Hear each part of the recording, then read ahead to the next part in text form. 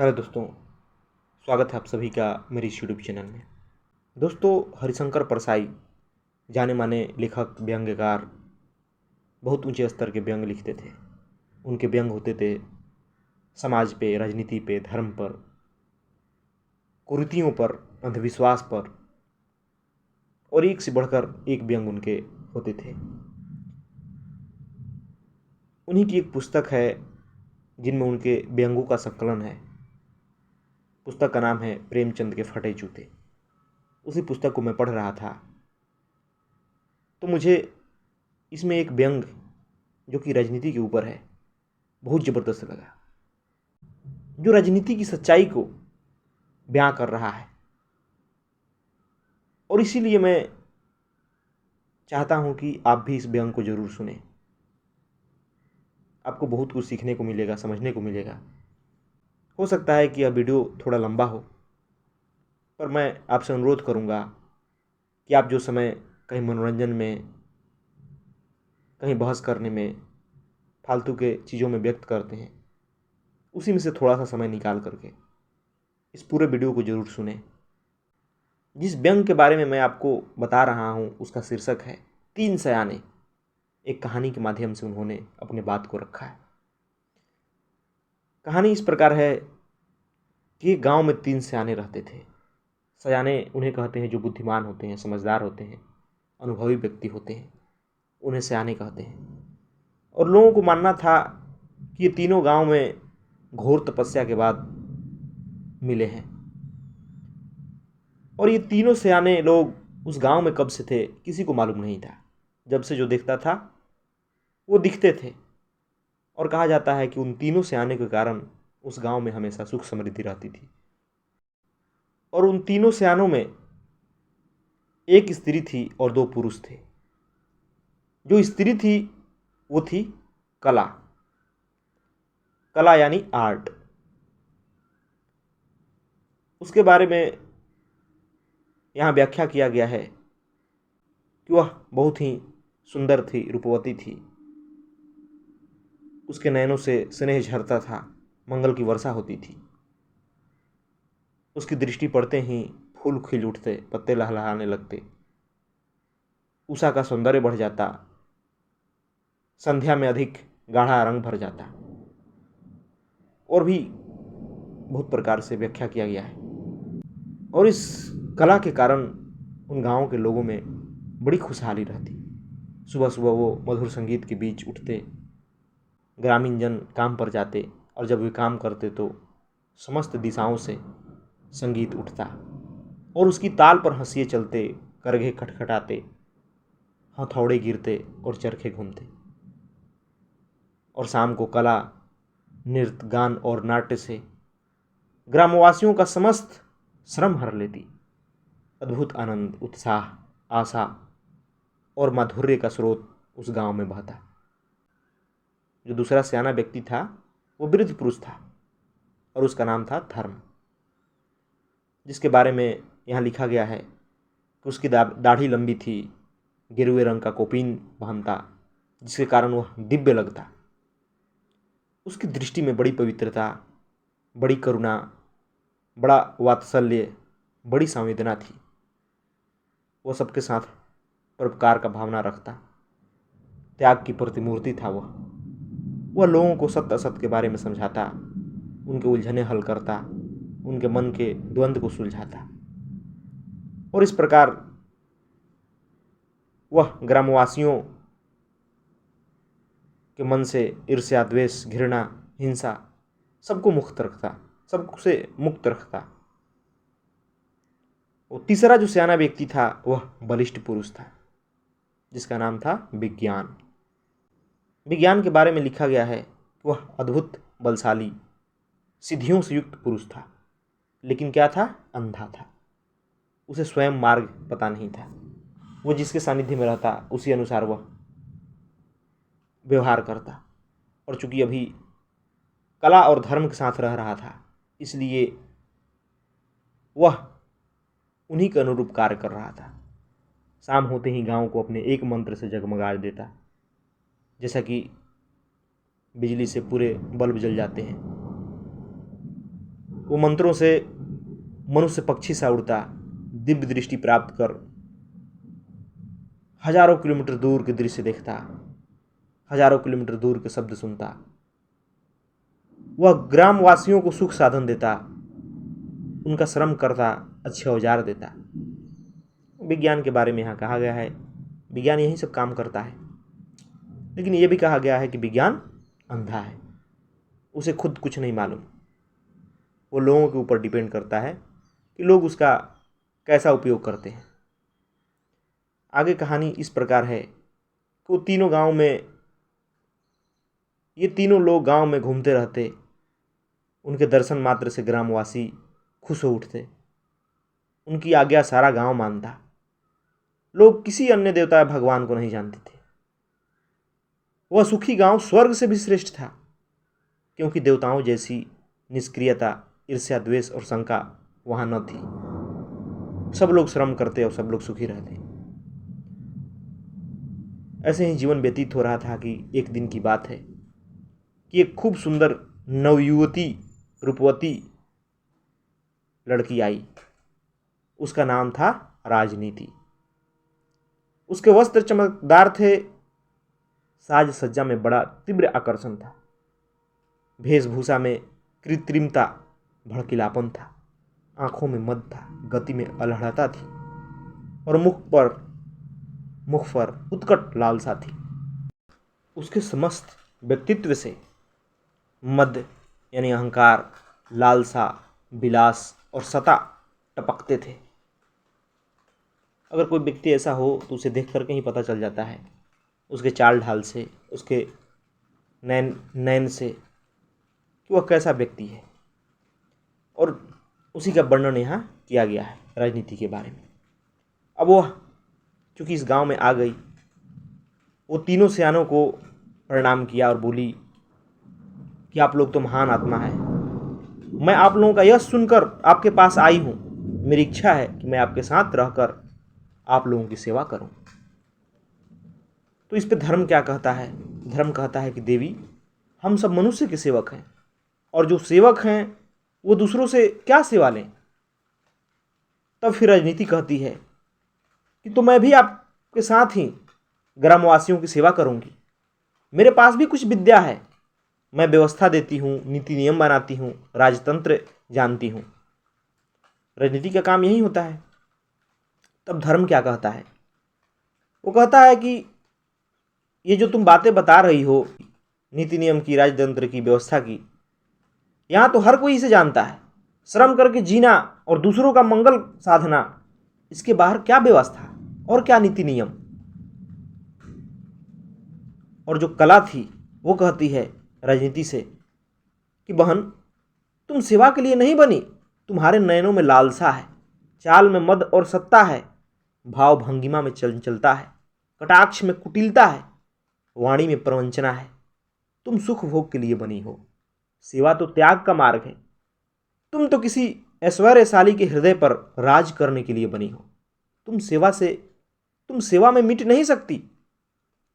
जिस प्रकार उसने राजनीति को देखा, उसी अनुसार कला ने उससे कहा। और फिर विज्ञान क्या कहता है? विज्ञान कहता है कि मैं देख नहीं सकता, पर अनुभव कर रहा हूं, इसकी वाणी में बड़ी माया है। नहीं देवी, हमारा तुम्हारा साथ नहीं बनेगा। तीनों के तीनों सयानों ने राजनीति को नकार दिया, किसी प्रकार राजी नहीं हुई। अब राजनीति ने नाटक शुरू किया रोने का।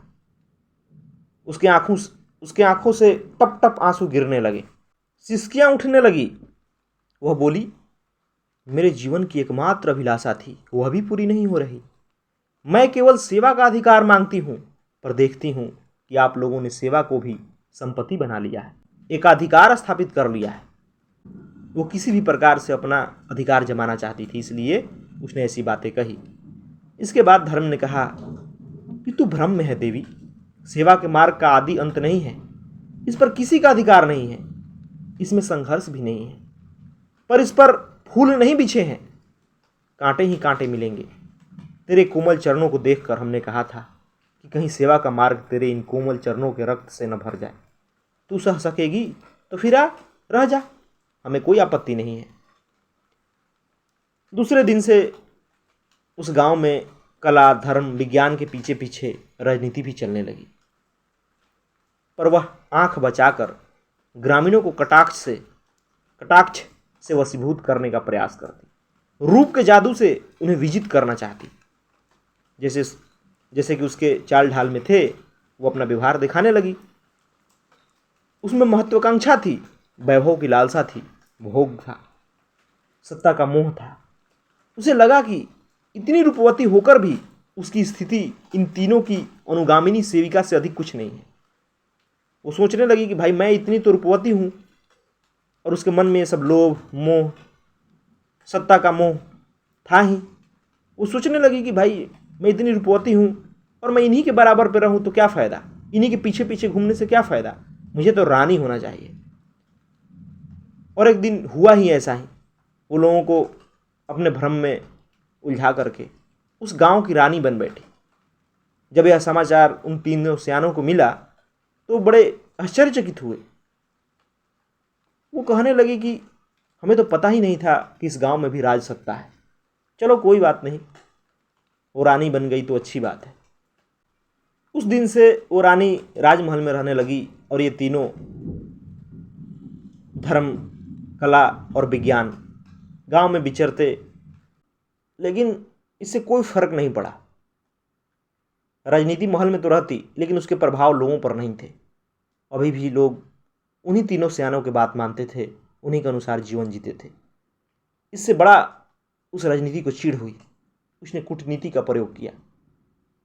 एक दिन उन तीनों सियानों के पास एक राजदूत आया राजमहल से, और उसने कहा, आप तीनों महात्माओं को महारानी ने राजमहल में बुलाया है, आप लोग चलिए, आपकी सेवा करना चाहती हैं। इन लोगों ने नकारने की कोशिश की, लेकिन फिर भी धर्म ने कहा कि चलो कोई बात नहीं, जब रानी हमारे साथ रही हुई है, चलो चलाते हैं, घुमाते हैं। वहाँ पहले से ही षड्यंत्र का जाल बिछा हुआ था। जैसे ही ये तीनों उस महल में गए, उस रानी ने, राजनीति ने तीनों को बंदी बना लिया और बंदी बना करके कारागार में डाल दिया। लेकिन वहाँ खूब सुख सुविधा की व्यवस्था कर दी ताकि उन्हें किसी प्रकार का कष्ट न हो। और कहा जाता है कि उसी दिन से धर्म, कला और विज्ञान राजमहल में राजनीति के बंदी हो गए। बाहर जन समाज अकुलाया, अधीर हुआ, क्योंकि वो तीनों लोगों के पथ प्रदर्शक थे, सांस की तरह उनके जीवन के आधार थे, उनके प्राणों के प्राण थे। इस कारण सारे ग्रामवासी मिलकर उस राजमहल के पास गए और चिल्लाने लगे कि हमारी कला को मुक्त करो, हमारा धर्म हमें दो, हमारा विज्ञान हमें लौटाओ। राजनीति महल के छज्जे पर आ गई और बोली कि नागरिकों, मैं भी उन सियानों की सेविका हूँ, मैंने सबके हित की बात की है। कला, धर्म और विज्ञान को मैंने बड़े आराम से अतिथि के रूप में राजमहल में रखा। जनपथों पर चलते चलते वे थक गए हैं, कुछ दिन विश्राम करेंगे तो क्लांति मिट जाएगी। पूरी अपनी ये चाल चल रही है राजनीति। अब भीड़ को कुछ समझ नहीं आया, वो वापस लौट गई। दूसरे दिन फिर सारे लोग जुटे और कहने लगे कि हमें अपनी कला की वाणी नहीं सुनी है, हमने अपने धर्म के दर्शन नहीं किए, हमें विज्ञान नहीं देखा, हमारा जीवन रिक्त मालूम होता है, हमारे देवता हमें लौटाओ। तब राजनीति ने कहा कि नागरिकों, वे विश्राम कर रहे हैं, उन्हें कष्ट मत दो, तुम्हें उनकी वाणी, उनका संदेश राज सेवक सुनाएंगे। और राज सेवकों ने कला की वाणी सुनाई, वैसा गीत जिसमें वासना, निराशा, अहंकार, शून्य कल्पना, पराजित भावना, यही सब था। राज सेवकों ने धर्म का संदेश सुनाया जिसमें पाखंड था, आडंबर था, स्वार्थ था, घृणा था और अहंकार था। और विज्ञान का संदेश जो सुनाया उसमें वीरता के नाम पर विध्वंस था, प्रतिहिंसा था, संहार था। आप समझ रहे हैं? आप समझ सकते हैं कि जब राज सत्ता से धर्म और कला और विज्ञान का व्याख्या होगा तो वो कैसा होगा। जन समूह असंतुष्ट हुआ, उसे संतुष्टि नहीं मिली। वे लोग चिल्लाए, यह हमारी कला की वाणी नहीं है, हमारे धर्म ने ऐसा कभी नहीं कहा। हमारे विज्ञान ने कभी विध्वंस की बात नहीं सिखाया। हमारी सच्ची कला हमें दो, हमारा वास्तविक धर्म हमारे बीच आने दो, हमारा सच्चा विज्ञान मुक्त करो। रानी उस पुकार को अनसुनी करके चली गई। इधर कारावास में धर्म ने विज्ञान से कहा कि भाई, तुम इतने बलशाली हो, तुम तो एक मंत्र से कारागार को ध्वस्त कर सकते हो। तो विज्ञान ने उत्तर दिया कि महात्मन, मैं तो शापित शक्ति हूं, मैं स्वयं में शून्य हूं, निष्क्रिय हूं। जिसका भी मुझ पर अधिकार होता है वही इस शक्ति का उपयोग करता है। पहले आप लोगों के अधिकार में था, अब इस दुष्टा राजनीति के अधिकार में हूं, इसलिए उसी की इच्छा से चलूंगा। राजनीति ने अपनी योजना चालू रखी। उसने समाज की स्वतंत्र चिंता को समाप्त किया, उसमें निष्क्रियता भर दी, भोग विलास भर दिया, निराशा में आनंद लेना सिखा दिया, देशभक्ति के नाम पर प्रतिहिंसा और घृणा सिखा दी, हत्या को वीरता बताया, स्वार्थ और लोभ को मनुष्यता बताया, जैसा कि राजनीति करती है। एक दिन की बात है कि उसने ग्रामवासियों से कहा कि तुम्हारा जीवन तो अत्यंत दरिद्र है। जिसे तुम संतोष कहते हो वह तुम्हारी पराजित भावना है, जिसे तुम त्याग कहते हो वह तुम्हारी असमर्थता है, जिसे तुम शांति कहते हो वह तुम्हारी निष्क्रियता है। देखो, उस पास के ग्राम में सोने की खानें हैं, वहां के निवासियों के घरों में सोना भरा हुआ है। तुम आक्रमण करो, उन्हें जीत लाओ और सब स्वर्ण लाकर अपने घर में भर लो। लोगों ने कहा कि परंतु दूसरे का भाग छीनना तो उचित नहीं है। तो फिर राजनीति कहती है कि तुम मूर्ख हो, वह किसका भाग है? जो छीन सके उसी का भाग होता है। छीनो, नहीं तो जो तुम्हारे पास है वह भी कोई छीन लेगा। अब लोग भ्रम में हैं, उन्हें रास्ता दिखाने वाला कोई है नहीं जो कि उन्हें पहले दिखाता था।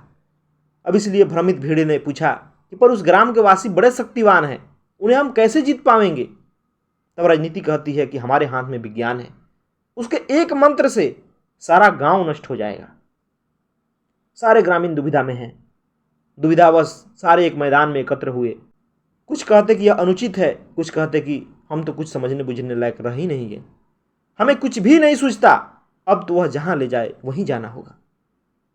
राजनीति ने विज्ञान का मुख उस ग्राम की ओर करके आदेश दिया, विध्वंस का मंत्र पढ़ो। विज्ञान ने विध्वंस मंत्र पढ़ा और उस गांव पर अग्नि की वर्षा हुई, तप्त लौह वर्षा। और उसके बाद जब लोग वहां पहुंचे तो उन्होंने अग्नि में तपे हुए सोने की दमक के ऊपर मानव रक्त का लेप देखा। सर्वत्र चित्कार सुनाई पड़ी। 100 कटे सिर धड़ भूमि पर बिखरे दिखे। स्वर्ण राशि और मानव रक्त एक साथ देखकर उनके मन में फिर द्वंद्व आरंभ हुआ। जैसा कि किसी गांव पर बम गिर जाए तो उस गांव की स्थिति कैसी होगी, वही यहां स्थिति है। और लोगों के मन में अब समझ में नहीं आ रहा है कि इतने हिंसा, ये खून से लथपथ सोने को लेकर हम क्या करेंगे। इसलिए वो फिर द्वंद्व में पड़ गए। वे बहुत क्षुब्ध मन से वहां से लौटे। जो 2-4 मुखिया थे वो कारावास के पीछे गए जहां की उन 3 सयानों को बंद किया गया था। वहां उन्होंने उनकी एक झलक देखी। ग्रामीणों को देखकर वो जो तीनों सयाने थे वो खिड़की के पास आ गए। ग्रामीण जनों ने सारी घटना बताकर कहा कि महात्माओं, हमें बताओ हम क्या करें। वहां रक्त की नदी बह रही है, क्रदन से आकाश भर गया है, पर वह सारा स्वर्ण हमारा हो गया है। क्या अब हम उसे ले आएं? क्या यह उचित हुआ? कला और धर्म ने कहा कि तुम हिंसक पशु हो गए हो। सोने से मनुष्य जीवन को तोड़ने लगे हो। तुम मनुष्य के शव पर हेम मंदिर निर्मित करने लगे हो। तुम इस धरती को जल के बदले मानव रक्त से सींचने लगे हो। तुम कैसे हो गए हो? कला और धर्म ने लोगों को दुत्कारा। तब ग्रामीण बोले कि देव, हम स्वयं नहीं जानते कि हम कैसे हो गए हैं। हमें अपने स्वरूप का ज्ञान ही नहीं रहा। हम यह भी भूल गए कि हम क्या थे। हमें आप लोग मार्ग समझाइए, आप बाहर आइए। तब कला ने कहा कि पर हम तो बंदी हैं। तो लोग बोले कि आप अलौकिक शक्ति संपन्न है, यह कारागार आपके लिए तीर्ण के समान है, आप में अतुल शक्ति है। तब धर्म और कला ने कहा कि तुम भूलते हो, यथार्थ शक्ति तो तुम्हारे पास है, तुम्हारे पास जन शक्ति का समुद्र है, हम तो उसमें उठने वाली तरंगे मात्र हैं। तुम क्षुब्ध हो जाओ, आंदोलित हो जाओ, तुम अजेय हो जाओगे, पर अभी तो तुम भी बंदी हो, हम भी बंदी हैं। हम कारावास के भीतर बंदी हैं, तुम कारावास के बाहर बंदी हो। हमारा केवल शरीर बंदी है और तुम्हारा केवल शरीर ही मुक्त है। तुम्हारे विचार, चिंतन, भावनाएं, विश्वास, श्रद्धा सबके पैरों में बेड़ियां पड़ी है। पहले तुम मुक्त हो जाओ, फिर हमें मुक्त करना। ग्रामीणों ने आश्चर्यचकित नेत्रों से उन सयानों की ओर देखा और बोले, तो हम क्या करें, कैसे मुक्त हों? तब उन सयानों ने कहा कि खून से धोया हुआ स्वर्ण कदापि ग्रहणीय नहीं है। जिसने तुम्हें बर्बर बना दिया है और जिसने उस ग्राम के निवासियों का संहार करा दिया है, उसने तुम्हें असहाय पशु की तरह बांध रखा है। स्वर्ण लूटने जाने वाली भीड़ को राजमहल की ओर मोड़ो और सबसे पहले उस दुष्टा राजशक्ति पर आधिपत्य प्राप्त करो, तब तुम मुक्त हो जाओगे। सारे ग्रामीण चले गए और उस दिन शाम को सभी ग्रामवासी एक साथ जुटे, मुक्ति के गाने गाते हुए, मानवता का जय घोष करते हुए, और राजमहल के सामने एकत्रित हो गए। अब जो राजनीति थी, जनशक्ति की इस प्रवाह को देख के घबरा गई। उसके हाथ पांव कांपने लगे, मुंह सूखने लगे। फिर उसने अंतिम कुटिल प्रयास किया। उसने लोभ दिखाया, क्षमा याचना की, झूठी प्रतिज्ञा की, रोई, गिड़गिड़ाई, पर अंत में अपने ही द्वारा निर्मित प्रसाद में वह वंदनी हुई, यानी कि उसे बंदी बना लिया गया। कारागार के द्वार टूटे, बाहर जनपथ पर आए मनुष्य की सच्ची कला, धर्म और विज्ञान।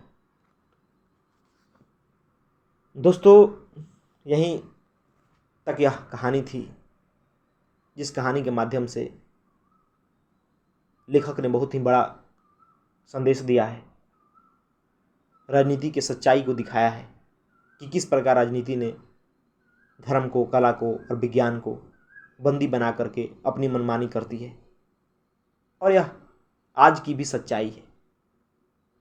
जो धर्म में इस प्रकार का पाखंड दिखाई देता है, अंधविश्वास दिखाई देता है, अहंकार दिखाई देता है, जितनी भी बुराइयां दिखाई देती है, वो कहीं ना कहीं यही कारण है कि कुछ लोग स्वार्थवश, कुछ लोग राजनीति के जो ऊंचे पदे पर बैठे होते हैं, वो इसका दुरुपयोग करते हैं। उन्होंने सच्चे धर्म को बंदी बना लिया है। कला में जो इस प्रकार के अश्लीलता दिखाई देती है, इस प्रकार के झूठ दिखाई देता है, जिसको लोग कला समझ रहे हैं, उन सब पर कहीं ना कहीं राजनीति का ही हाथ है। और विज्ञान का तो कहना ही का। आज विज्ञान दुनिया में विध्वंस कर रही है, युद्ध में सहायक है। लाखों लोग मारे जाते हैं, सैकड़ों प्रकार के क्राइम हो रहे हैं विज्ञान के कारण। वो इसलिए क्योंकि किसी को हित साधना है, अपनी किसी को अपना स्वार्थ पूरा करना है। वो लोगों के बीच लड़ाता है और उसमें विज्ञान का उपयोग कर देता है। और इसीलिए मैंने भी पहले वीडियो में बनाया था, उसमें कहा था कि विज्ञान के पास अपनी कोई नैतिकता नहीं होती। विज्ञान तो सिर्फ एक उपकरण है, वो जिसके पास होता है वैसा ही उसका इस्तेमाल किया जाता है। और जब लोग गंदे होंगे, बुरे विचारों वाले होंगे, तो उस विज्ञान का उपयोग भी उसी लिए करेंगे, अपनी स्वार्थ पूर्ति के लिए करेंगे, लोगों की हत्या के लिए करेंगे, बम बनाएंगे, गोला बारूद बनाएंगे, एक से एक खतरनाक हथियार बनाएंगे। और उसी विज्ञान के कारण, और उसी विज्ञान को अगर सच्चे अर्थों में इस्तेमाल किया जाए, कितने प्रकार के हमारे समस्याओं को दूर कर दिया, एक से एक खोजें हुई। इस विज्ञान के कारण हम दूसरे ग्रहों पर छलांग लगा रहे हैं, अंतरिक्ष की यात्रा कर रहे हैं।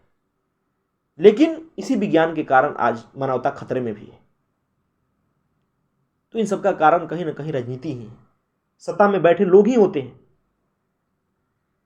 और हमें किसी दूसरे का मुंह तकने के बजाय खुद की चिंतन प्रणाली पर विचार करना होगा।